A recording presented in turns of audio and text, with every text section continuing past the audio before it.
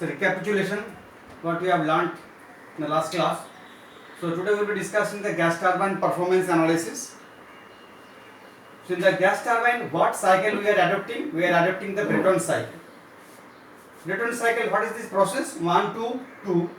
1 to 2 is the isentropic process.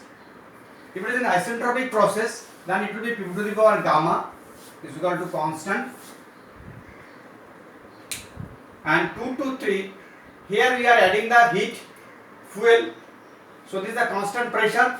So this process pressure is constant here. Then 3 to 4 is the expansion. This is also isentropic, P to the power gamma. And 4 to 1 heat rejection.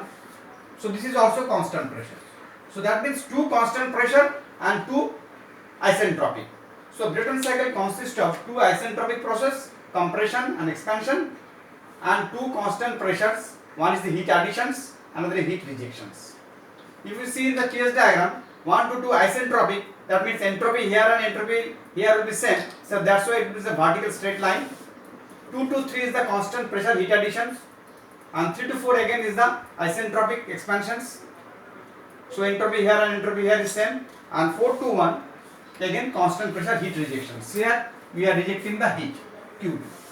Now in the last class we have derived the cycle efficiency. Cycle efficiency is equal to your W net by heat supply. That means what we have got ultimate energy and what we have supplied.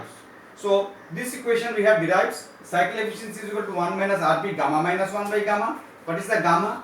Gamma is nothing but Cp by Cv, specific heat at constant pressure and constant volume.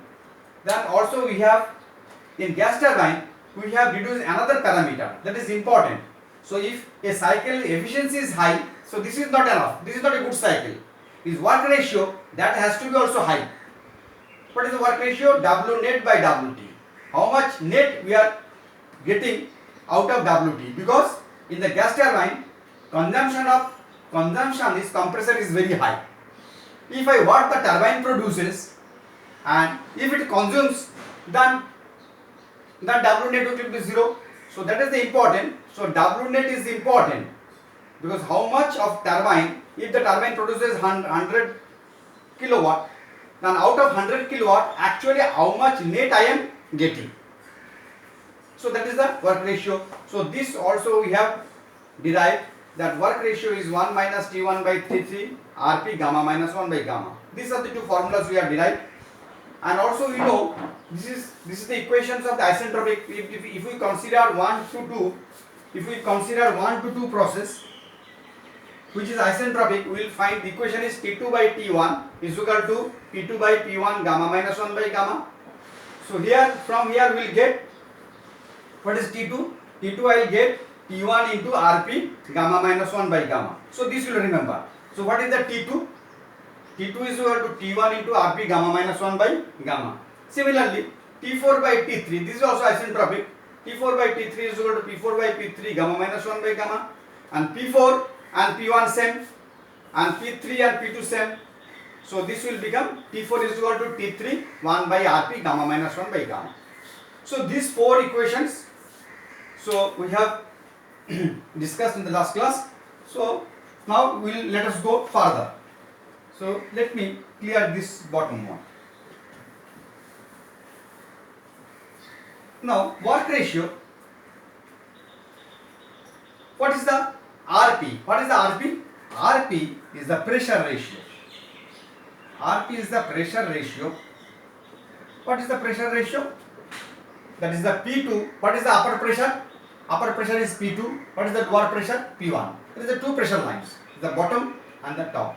This is the inlet pressure and this is the maximum pressure. So pressure ratio, this is nothing but P2 by P1 or P3 by P4. Both are same because P3 is equal to P2, P4. So this is the pressure ratio. Now I want to know what is the minimum value of Rp. Obviously Rp is equal to minimum value is 1, pressure ratio. If the Rp is 1, that means P2 or P1 both are same. If both are same, then T1 and T3, if Rp is 1, that means P2 is equal to P1. So that means T1 is equal to T3. So in that cases, work ratio what will be what? So work ratio RW will become 0. That means no output. Work ratio 0 means W net is 0. So this is the minimum. Now suppose, now what is the maximum value I want to find out? What is the maximum? Now I am interested to find out what is the maximum value of RP. Now if we see here, if I take, let's take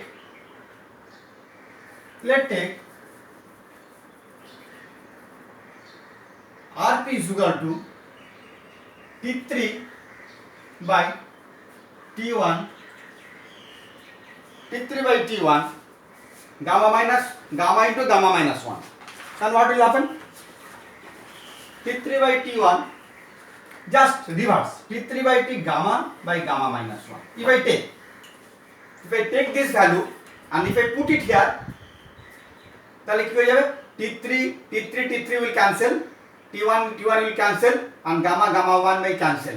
So this whole will become 1. Then you just put it here, RP in place of RP you put it here, তাহলে কি হয়ে যাবে?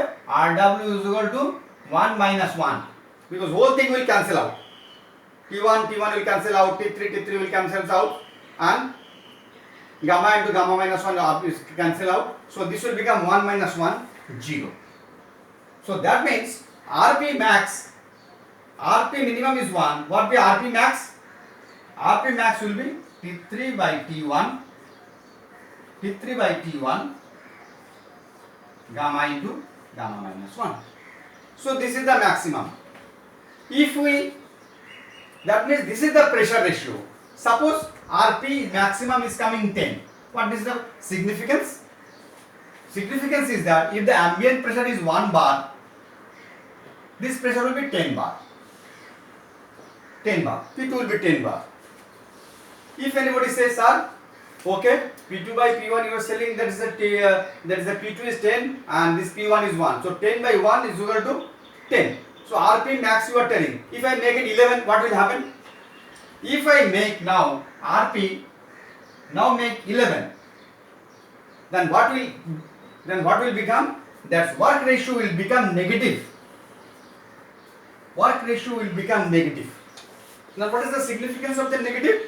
Negative means if the turbine produces 100 kilowatt, compressor will consume 100, more than 100, 110, 115. So that means whatever the turbine is producing, the compressor is consuming more than that. So that is the significance. So that is not possible. So can I set up any plant that turbine will produce 100 megawatt and compressor will consume 150 megawatt? That is unrealistic. What we are consuming is more than what we are producing. Then what is my profit? No profit. So that is the unrealistic value. So in this case, if I make 11, our business will make a loss. So why should I go? So realistic figure is that I can go maximum. There is no loss, no profit. That if I make the RP max is 10, at that case, whatever the produces, that will be consumed. That is no profit, no loss. So that is the maximum. So that's why RP maximum. So what we learned here? We learned that RP minimum may be 1 and RP max will be T3 by T1 gamma minus 1. Sorry, T3 by T1 gamma minus 1. So let me write it here. So we learned that. So this is our important thing.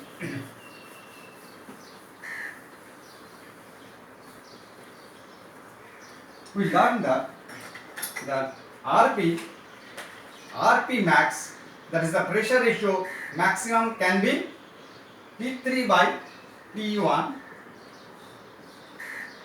gamma by gamma minus 1. What is the T3? Maximum temperature depending upon the meteorological point of view. And what is the T1? T1 is the atmospheric temperatures. So T3 by T1 by gamma by gamma. So okay. Now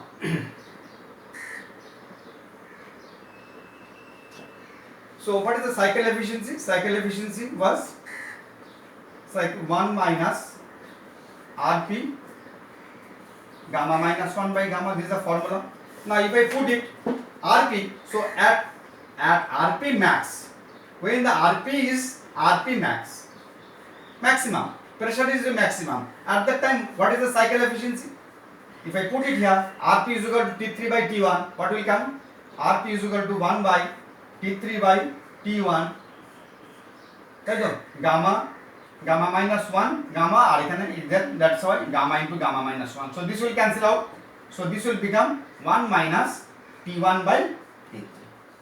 So each cycle will become 1 minus T1 by T3. And this is not a Carnot efficiency, maximum efficiency. So this efficiency is the maximum efficiency.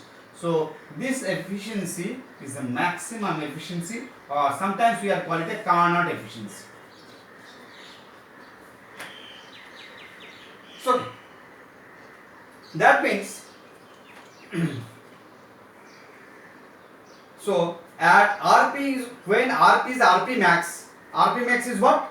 Rp max is equal to T3 by T1, then what will be the cycle efficiency at that time? Cycle efficiency will be maximum. But when Rp is max, what is the W net?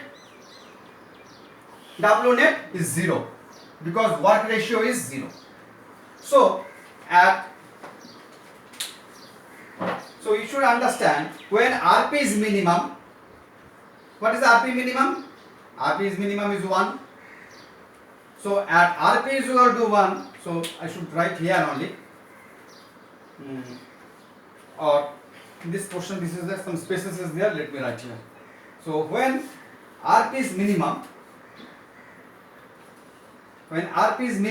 that means Rp is equal to 1.